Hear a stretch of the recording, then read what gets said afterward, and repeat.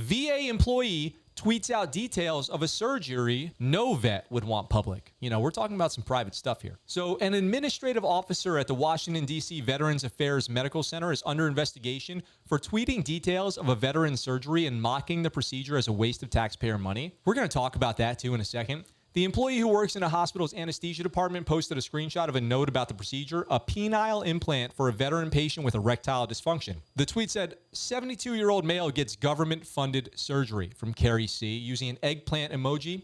The post and the employee's Twitter account have since been deleted, but its presence on social media caused outrage over the release of a former service member's medical information. If I worked for the VA, I certainly wouldn't be posting the medical information of a patient I was privileged to, wrote one Twitter user. Seems like that could be bad, and mocking him no less. They did not release his name, so it's not completely a violation of HIPAA here. For all we know, this could be fake. Don't actually expose the person. This could be something that they just wrote up for the tweet, right? It's kind of like if I admitted to doing something on this podcast, like, oh, I've done, X, Y, Z. I could then just say that I lied for entertainment purposes or whatever. That's why it's not really like evidence or whatever. A VA official said Tuesday that the department is aware of the incident and it takes very seriously. So a doctor, a healthcare professional can talk about patients all day. They can talk about what they do at work all day long, but they just can't identify the patient. An investigation is underway and the employer has been removed from all access to veteran medical records for the foreseeable future. So I think what's going on here is the obvious insensitivity and politicization of their position in the hospital to start making it about taxpayer money as if that's something that is relevant. And I'm going to talk about why it's not here in a second. But the screenshot of the preoperative anesthesia note provides no identifiable details for the patient, but lists the date of surgery as 7 September, includes blood pressure, heart rate, and other vitals.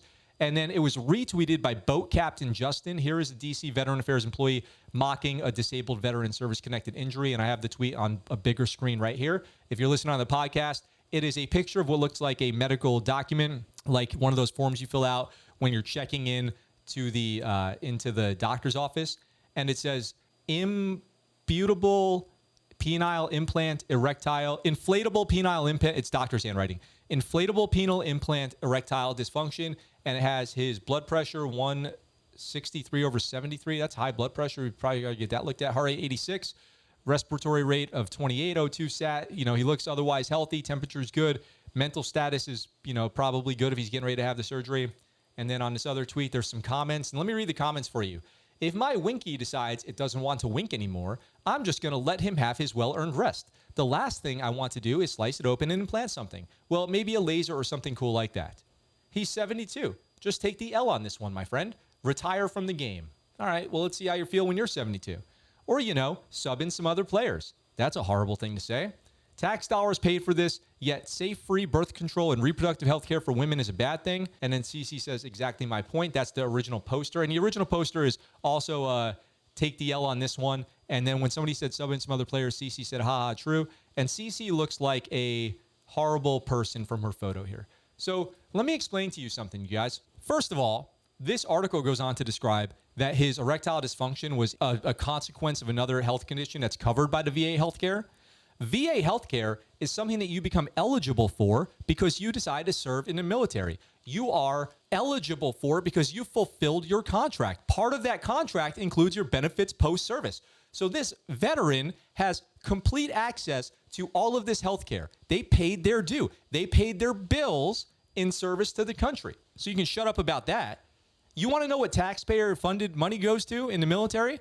I bet that person doesn't have too strong feelings about transition surgery. I bet they love that. I get the feeling. That's what my instincts are telling me.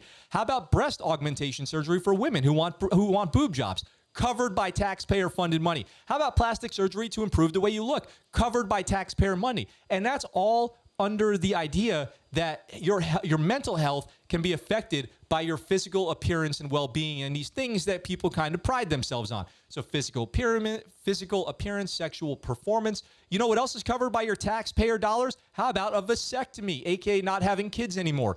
How about what is the pill, the blue pill that gives you the ability to perform Viagra? How about Viagra, Cialis, all of that stuff? How about I don't know, smoking cessation? How about Cantrix or whatever, Celtrix, whatever that thing's called. How about a million other elective procedures that people go out there and get? How about that? So how dare this person step out, take a pic, and this is a doctor.